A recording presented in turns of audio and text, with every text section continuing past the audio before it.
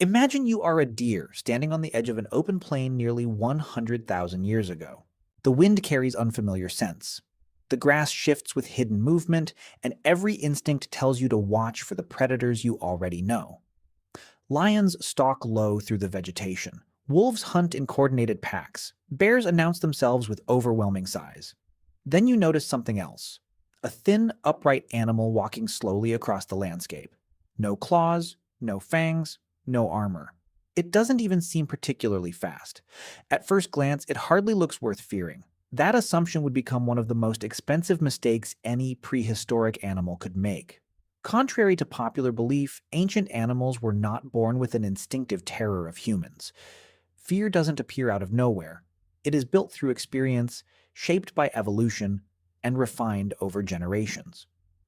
When the first human groups entered new environments, many animals had never encountered an upright primate carrying tools.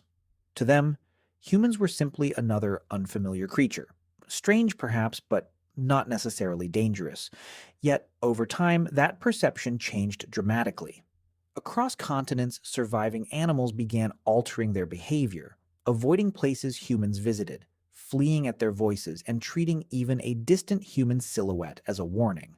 So, how did a weak, slow, poorly armed primate become one of the most feared predators on Earth?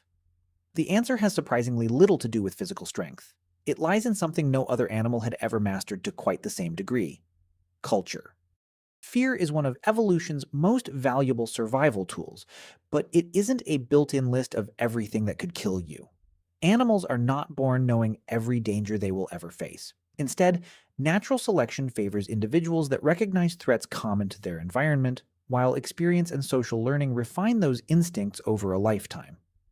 A grazing animal learns the silhouette of a stalking cat because generations of its ancestors survived by reacting to that shape. Birds recognize the shadow of a hawk overhead. Deer become alert at the scent of wolves. Fear evolves as a response to familiar patterns, not unknown possibilities. That creates an unexpected weakness whenever a completely new predator appears. Ecologists describe this as prey naivete, a situation in which animals fail to recognize an unfamiliar hunter, react too slowly, or rely on defenses that evolved for an entirely different enemy.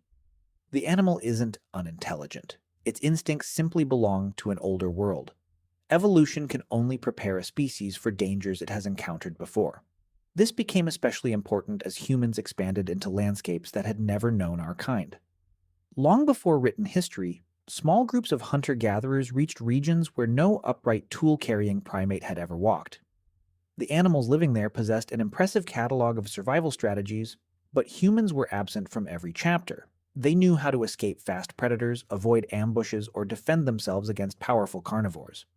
None of those lessons explained what to make of a curious figure approaching on two legs with empty hands. For many animals, the first response was not panic, it was hesitation. Some watched from a comfortable distance, others continued feeding. A few even wandered closer, trying to understand this unfamiliar newcomer. They had no reason to believe that the seemingly fragile creature represented a greater danger than the predators they already knew. But every peaceful encounter gave humans another opportunity to observe.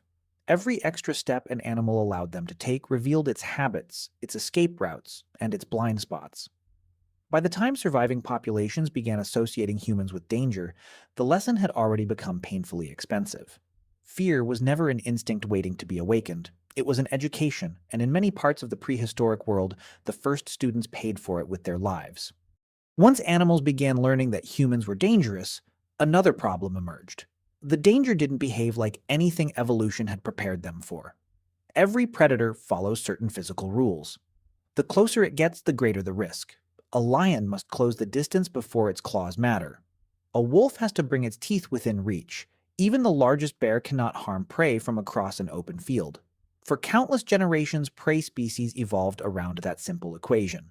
Watch the predator, keep your distance, and flee before it gets close enough to strike. Humans quietly rewrote that rule.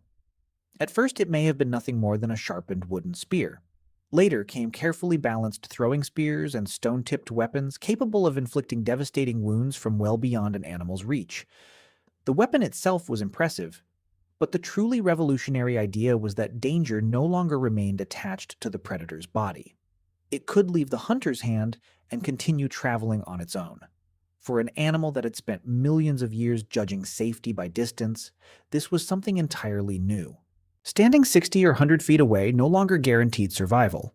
The invisible boundary separating safety from danger had suddenly expanded, and instinct had no immediate answer for it. That ability was possible because the human body had evolved in an unusual direction. Compared with other primates, our shoulders rotate more freely, our waists twist efficiently, and our long legs provide a stable platform for powerful overarm throws.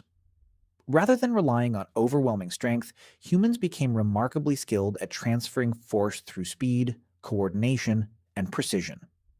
Even today, no other living primate matches the accuracy and power of a practiced human throw. Yet the spear alone does not explain why humans became such formidable predators. A single hunter with a weapon was dangerous, but many animals could still outrun or overpower one person. The real transformation occurred when those weapons became part of something much larger. Instead of hunting as isolated individuals, humans began hunting as systems. One person carried a spear while another watched for movement. Someone else anticipated where the herd would turn. Information flowed between individuals long before the first weapon was thrown. Success no longer depended on the strength of a single hunter, but on the combined decisions of an entire group. The prey wasn't facing one opponent anymore. It was confronting a network of minds working toward the same goal, and that made humans unlike any predator the natural world had ever seen. The true power of human cooperation wasn't that it allowed more hunters to chase the same animal. Wolves already hunted together. Lions coordinated attacks. Even orcas passed successful hunting techniques from one generation to the next. Cooperation itself was nothing new in nature. What made humans different was how flexible that cooperation became. A hunt could begin long before anyone saw the prey. One person noticed fresh tracks crossing soft ground at dawn. Another remembered where the herd had gathered during the previous dry season. Someone else understood how the wind shifted across a valley in the afternoon. Each individual carried only part of the solution, but together they created something no single hunter possessed: a shared plan. Language transformed those scattered observations into strategy. Instead of reacting to whatever happened next, humans could discuss possibilities before they happened. They could imagine where an animal was likely to run, decide who would wait in advance, and coordinate movements across distances where hunters could no longer see one another. The hunt existed first in the mind and only later on the landscape. That changed what prey animals were really facing. Escaping the visible hunter no longer guaranteed safety. The figure in front might simply be one piece of a much larger design. Tracking made that design even more effective.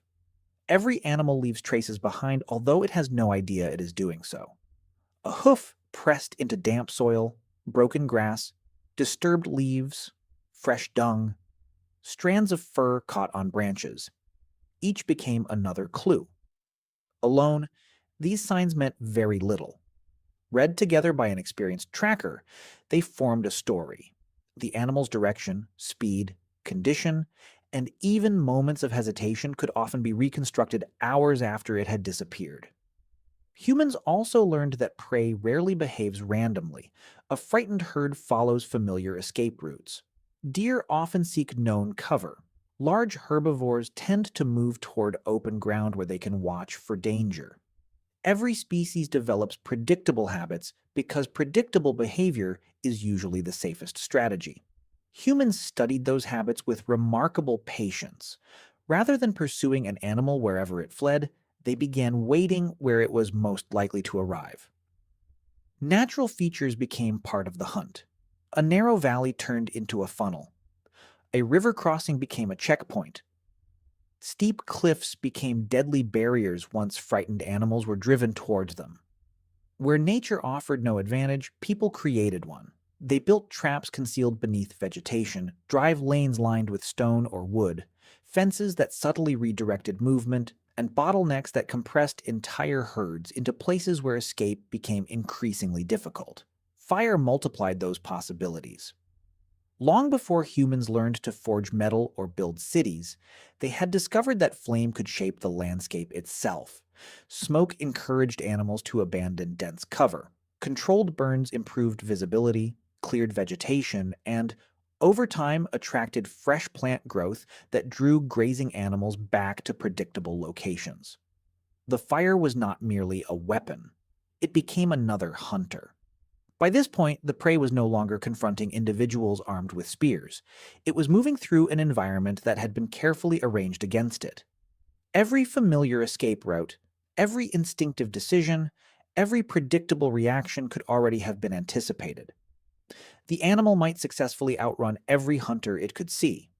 What it could never outrun was the plan waiting beyond the horizon. Even the most carefully planned ambush could fail. A startled antelope might break through the line. A wounded zebra could vanish into tall grass. A herd scattered by shouting hunters might disappear over the next ridge. Against almost every other predator, that would often be enough. The immediate danger had passed, and the chase was over. Humans refused to accept that bargain. Unlike many fast predators, people evolved for endurance rather than explosive speed. Walking upright exposed less of the body to direct sunlight, while an abundance of sweat glands and relatively little body hair allowed humans to shed heat with remarkable efficiency. We were never built to outrun a gazelle in a sprint, but under the relentless heat of an open landscape, we could simply keep moving long after many larger mammals were forced to slow down. This is the principle behind persistence hunting, a strategy still documented among some traditional hunter-gatherer societies. It was almost certainly never the only way ancient humans hunted, nor was it practical in every environment. Ambushes, traps, and spears often proved far more efficient. But persistence hunting revealed something extraordinary about our species. Running away did not necessarily end the encounter. Each step the prey took left behind another piece of information. A footprint pressed into damp earth revealed direction. Broken branches marked a hurried passage through brush. Fresh dung hinted at how recently the animal had passed. Drops of blood, disturbed stones, flattened grass, even subtle changes in the depth of hoofprints could tell an experienced tracker whether the animal was tiring, limping, or still moving confidently. To the hunter, the landscape became a record of recent events. To the prey, it remained an invisible confession. This transformed escape into something psychologically different from the pursuits animals had evolved to expect. A lion eventually abandoned the chase if it failed to close the distance. A wolf pack might turn its attention elsewhere. Humans could disappear beyond the horizon, only to return hours later, following a trail the animal never realized it had written. The predator no longer needed to remain in sight to remain dangerous. For prey, that uncertainty carried its own burden.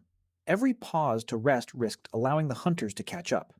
Every familiar path became another line of evidence pointing toward the next hiding place. The humans might be gone, but their intention remained, quietly advancing one footprint at a time until escape became less a destination than a temporary delay. Eventually, the balance began to change.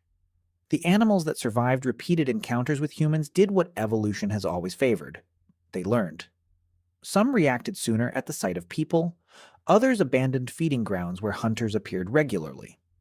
Over generations, those behaviors spread through experience, social learning, and natural selection, gradually transforming humans from an unfamiliar curiosity into one of the most reliable signals of danger. Archaeology cannot preserve fear itself. It leaves behind spear points, butchered bones, hunting camps, footprints, and kill sites, but never the thoughts of the animals that fled them. To understand ancient fear, researchers instead examined behavior. Increased vigilance, greater flight distances, changes in migration routes, defensive grouping, and altered feeding patterns all reveal how prey responds when the cost of ignoring a predator becomes too high. Modern wildlife offers a remarkable glimpse of this process. In one series of playback experiments conducted near African waterholes, researchers broadcast recordings of ordinary human conversations alongside the sounds of lions. The results were striking. Numerous mammals, including species that had lived alongside lions for countless generations, were far more likely to flee when they heard human voices. There were no weapons, no visible people, and no immediate attack. Only the sound of humans speaking. That response reflects something ecologists call a landscape of fear. Predators shape ecosystems not only by killing prey, but also by changing how prey behaves. Animals begin avoiding certain valleys, river crossings, or feeding grounds because those places have become associated with danger. The predator does not need to be present. Its history is enough. Fear also spreads socially. Herd animals constantly watch one another. A sudden change in posture, an alarm call, or the rapid movement of experienced adults can trigger an entire group to flee. Young animals learn these reactions by following older individuals, inheriting not just migration routes but also a map of where humans are most dangerous. Some species responded by shifting their routines, becoming increasingly active after dark to reduce encounters with people. Others simply never had the opportunity to adapt. Where hunting pressure arrived suddenly and populations were already small or isolated, the lesson often came too late. Fear can only spread through survivors, and in some prehistoric landscapes, there were too few left to teach the next generation. What truly separated humans from every other predator was not sharper weapons or greater intelligence alone. It was the ability to preserve knowledge long after the individual who discovered it was gone. When a lion dies, its experience largely disappears with it. Its cubs may have learned by watching successful hunts, but every new generation must master the same challenges again. Wolves, orcas, and a handful of other highly social animals also pass on valuable behaviors, yet those traditions remain limited by observation and imitation. Humans took that process to an entirely different level. We could explain. A successful hunt became more than a meal. It became a lesson. An older hunter could describe why a herd chose one valley over another, demonstrate how to shape a better spear, or warn younger members about mistakes that had nearly proved fatal. Knowledge no longer depended on witnessing an event firsthand. It could be carried in memory, shared through language, refined through discussion, and taught to individuals who had never faced the original problem. That simple difference transformed evolution itself. Instead of waiting thousands of generations for better claws, stronger jaws, or faster legs, humans improved the tools outside their bodies. A spear became better balanced, a stone point held a sharper edge, a trap was redesigned after a failed attempt. One group discovered a more effective hunting technique, and others could adopt it without repeating every mistake that led to the discovery. Innovation accumulated. For prey animals, this created an opponent unlike any they had encountered before. They were no longer competing against the abilities of a single hunter, but against the combined experience of countless hunters stretching back through generations. Every successful escape taught the animal something. Every successful hunt taught humanity something, and that lesson could outlive everyone involved. A lion hunted with the instincts it inherited. Humans hunted with the ideas their ancestors left behind. Every generation entered the landscape carrying thousands of years of accumulated solutions, making each encounter more dangerous than the last. For most wild animals, the safest response to humans eventually became avoidance. But evolution rarely follows a single path. Not every species learned that staying away was the best strategy. Some wolves discovered opportunity instead of danger.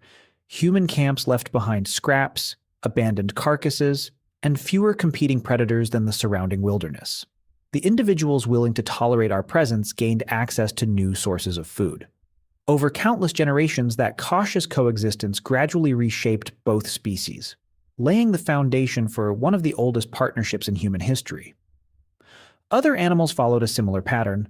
Small wildcats hunted rodents attracted to early settlements.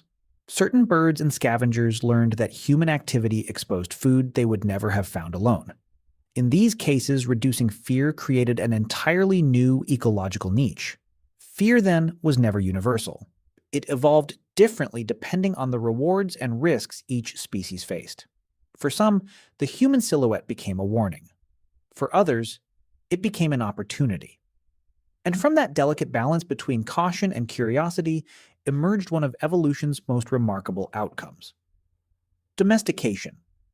At first glance, humans never looked like the most dangerous predator on the prehistoric landscape. We lacked the claws of a lion, the speed of a wolf, and the sheer power of a bear. Yet appearances concealed our greatest adaptation. Every hunter carried more than a spear. They carried the accumulated knowledge of countless generations. That legacy still shapes the natural world today. Wildlife alters its movements, its habits, even the hours it remains active because of us. A lion hunted with its body. Humans hunted with culture. And in the long history of evolution, culture became the deadliest weapon any species ever possessed.